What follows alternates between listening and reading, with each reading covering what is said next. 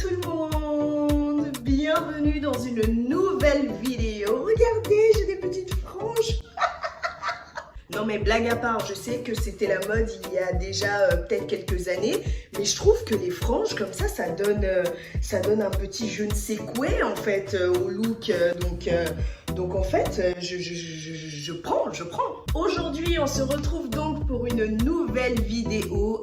Déjà, avant de commencer, je tiens vraiment à m'excuser pour ma voix qui est un peu rauque, je trouve, parce que je suis un petit peu enrhumée, mais je tenais quand même à filmer pour vous parce que, bah voilà, j'avais envie de partager ça avec vous, sachant que il y a de cela quelques temps, j'ai fait une vidéo à peu près du même titre, mais sur Libreville, et cette vidéo là franchement elle a pas mal marché, je m'y attendais pas du tout. Je me suis dit pourquoi pas faire exactement le même principe mais plutôt pour la France en fait, ce qui m'a choqué en arrivant en France. Donc c'est parti.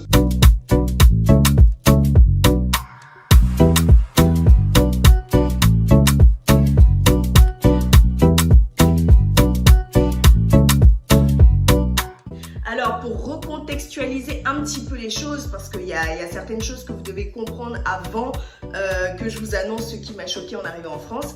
Je suis arrivée en France à l'âge de 10 ans, je crois que c'était en 2005, assez tôt en fait pour justement on va dire assimiler les choses un petit peu plus rapidement. Mais avec du recul, il y a plein de choses qui m'ont choquée. Du coup j'ai essayé de vous faire un petit top 10 quand même, histoire de vous en parler parce que j'y pensais tout à l'heure, je me disais mais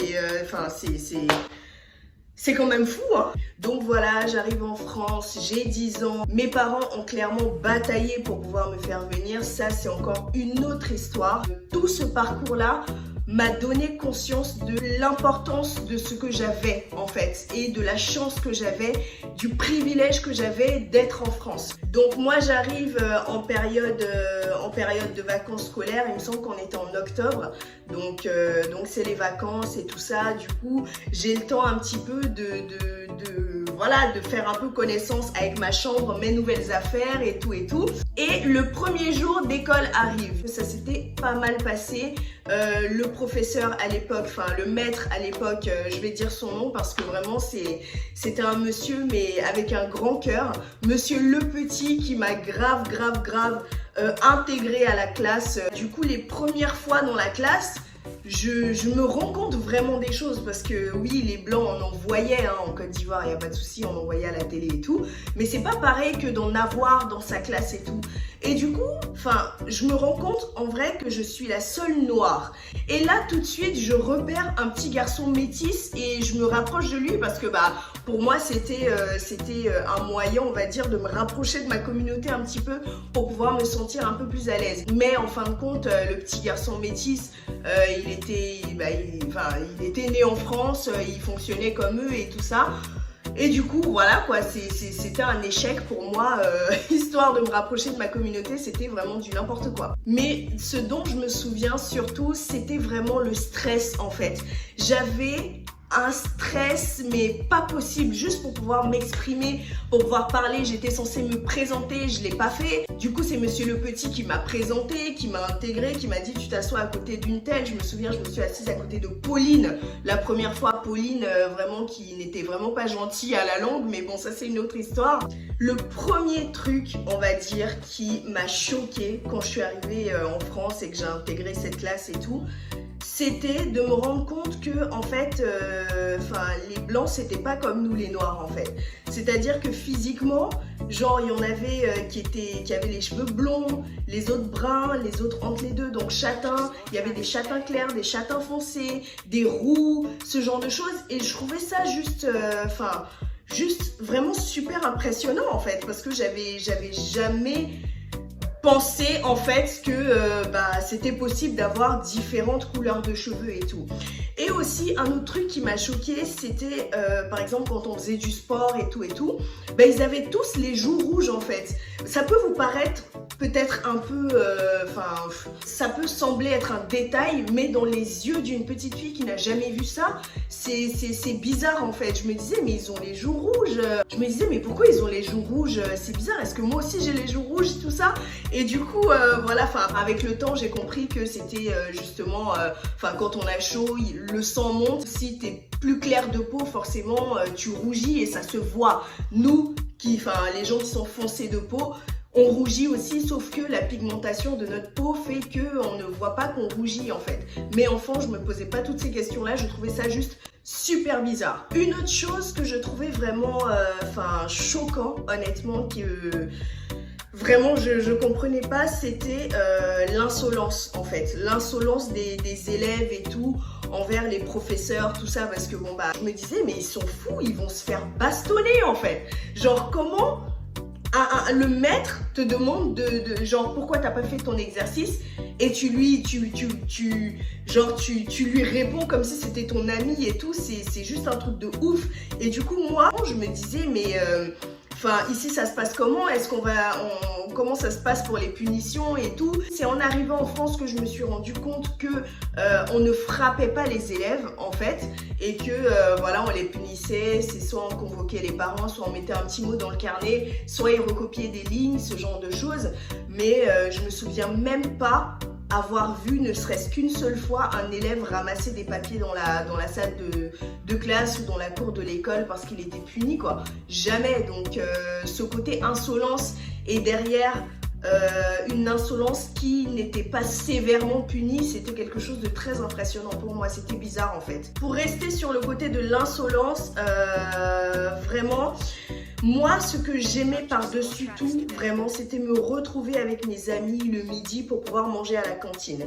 Donc je me suis très rapidement rendu compte que j'étais parmi la petite poignée d'élèves qui aimaient manger à la cantine, parce que tous les autres, ils n'aimaient pas ça. Ils n'aimaient pas ça, je trouvais ça quand même bizarre.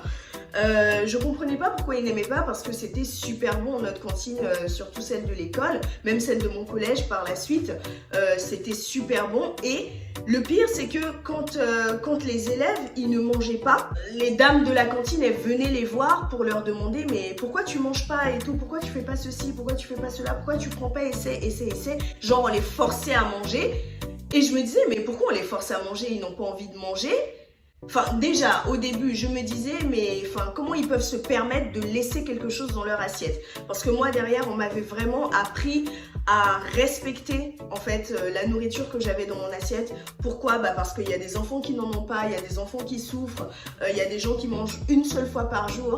La nourriture, le gaspillage, ce n'est pas bien. J'avais l'impression à l'époque que ce travail-là avait été fait sur moi, mais pas sur ces autres enfants. Donc il y avait vraiment un certain décalage de par ça en fait. Surtout que les enfants derrière, ils se permettaient de dire non, c'est dégueulasse. Comment tu peux te permettre de dire que de la nourriture est dégueulasse? Je me disais, mais c'est pas possible. En plus, tu te permets de dire ça à la femme qui a fait à manger. Genre, tu te permets de lui dire c'est dégueulasse.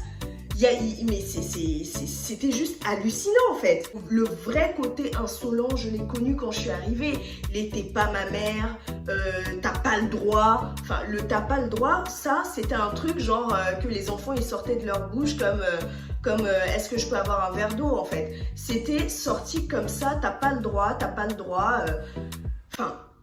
Même à leurs parents en fait. C'est ça le pire, c'est que souvent quand il y avait les parents qui venaient les chercher, c'était des non, t'as pas le droit, ce genre de truc, t'as pas le droit. Tu dis ça à ton père, tu dis ça à ta mère, mais moi jamais je me suis permise de dire ça, parce que je savais bien que le droit c'était pas moi qui l'avais en fait. Comme je vous l'ai dit précédemment, j'étais vraiment timide en fait. Surtout les premiers jours quand je suis arrivée, j'étais super timide parce que justement j'avais un accent, et lorsque j'avais essayé de parler une ou deux fois, les gens ne comprenaient pas en fait. Du coup ils me demandaient quoi? tu peux répéter s'il te plaît et tout. Et du coup, ça me stressait en fait, ça me mettait genre, j'étais en retrait, j'écoutais plus que je ne parlais et tout. Du coup, j'étais tout le temps stressée, vraiment qu'on me pose une question ou quoi.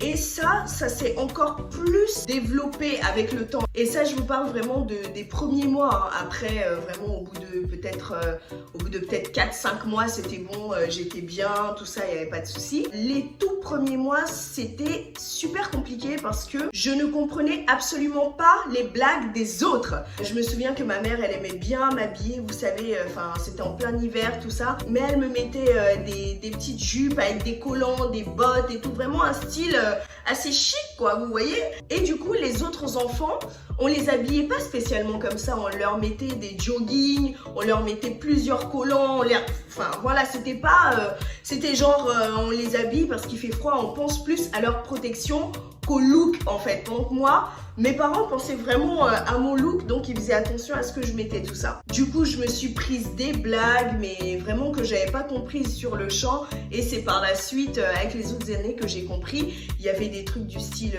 genre on me disait quoi. Il y avait d'ailleurs un petit garçon là qui s'appelait Clément. Je me souviens très très bien de toi Clément. Je me souviens très bien de toi, jamais je t'oublierai. Il m'a dit... Axel, pourquoi tu mets tout le temps des mini-jupes? Tu fais le trottoir ou quoi?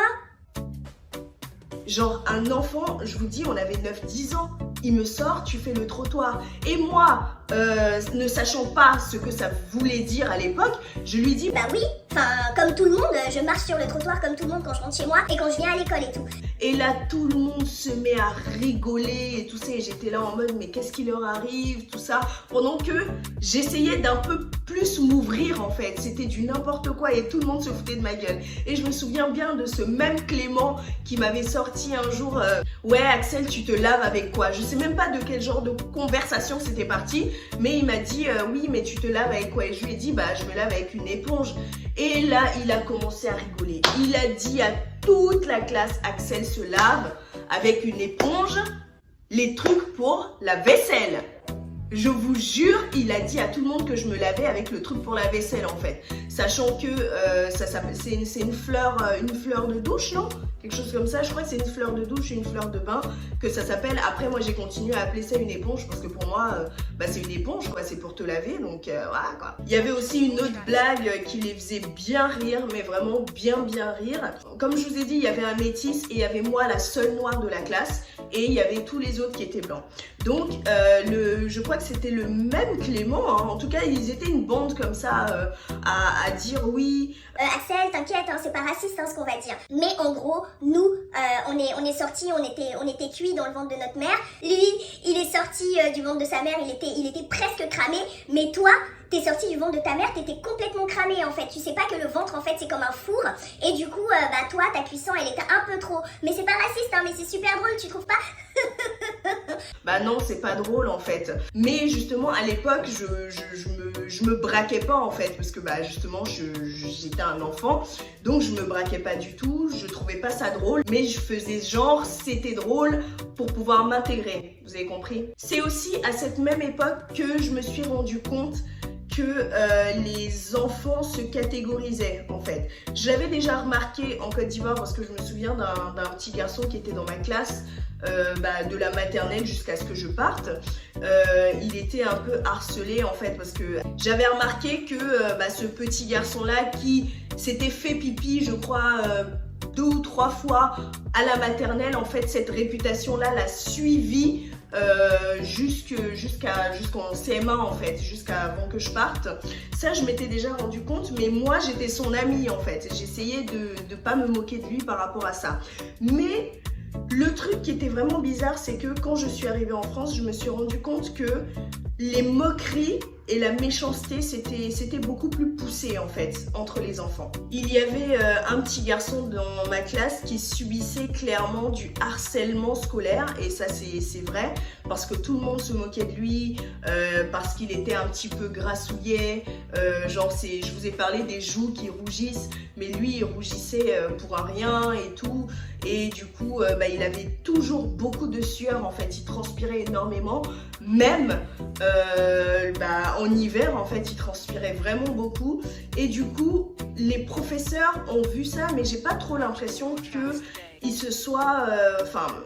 ils aient pris le temps de briefer les élèves sur justement le harcèlement scolaire, vous voyez. Parce que par la suite, quand on est parti, je crois qu'on a été dans la même classe aussi au collège, si je me trompe pas, quelle classe exactement je ne sais plus, mais il me semble qu'on a fait une classe en commun au collège et les gens se moquaient de lui aussi justement par rapport à la transpiration et tout ça, et ça je trouve que c'est quand même dommage que les professeurs n'aient pas un petit peu plus fait attention à ça.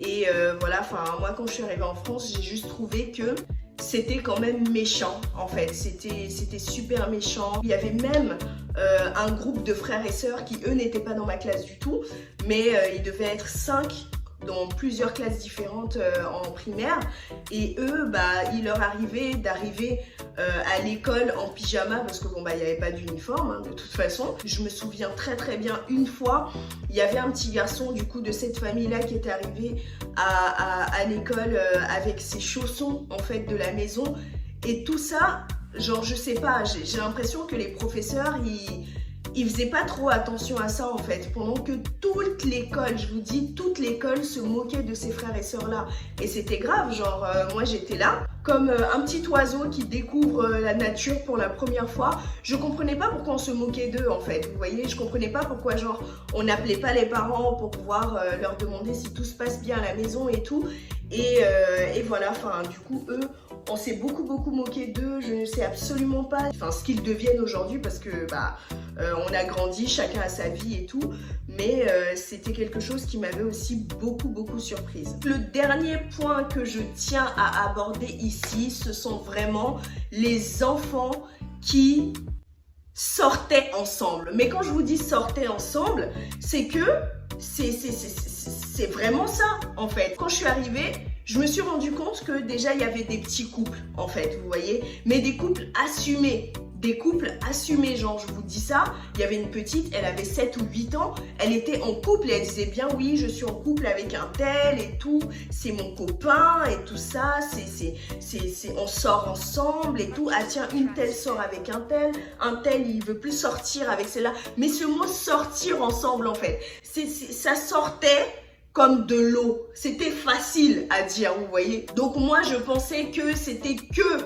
dans la cour de récré qui faisait genre on sort ensemble et tout, mais en fait pas du tout, c'était pas que dans la cour de récré, parce que je me souviens même en CM2 là, il y avait un petit couple dans ma classe aussi, ils se tenaient la main et le professeur n'était absolument pas choqué de quoi que ce soit. Il leur arrivait de s'embrasser et tout ça, mais je vous dis s'embrasser vraiment, c'est pas genre une accolade ou un petit bisou ici, c'était la galocharde quoi. Là ils se roulaient des galoches devant tout le monde, les professeurs, c'était à peine, mais vraiment c'était à peine qui se disaient mais arrêtez et tout ça. Enfin c'était assez choquant pour moi, vraiment. Donc voilà, on arrive déjà à la fin de la vidéo. Encore une fois, désolée pour ma voix, j'espère que ça va pas être trop désagréable à entendre, mais voilà, c'est une petite vidéo que je voulais vous faire vraiment pour pouvoir continuer, on va dire, la suite de la précédente vidéo qui était elle sur Libreville. Donc si vous ne l'avez pas vue, je vous la mets juste là, n'hésitez pas à aller la voir. J'ai vraiment très hâte de vous lire aussi dans les commentaires. N'oubliez pas de vous abonner et on se retrouve très bientôt pour une nouvelle vidéo. Ciao!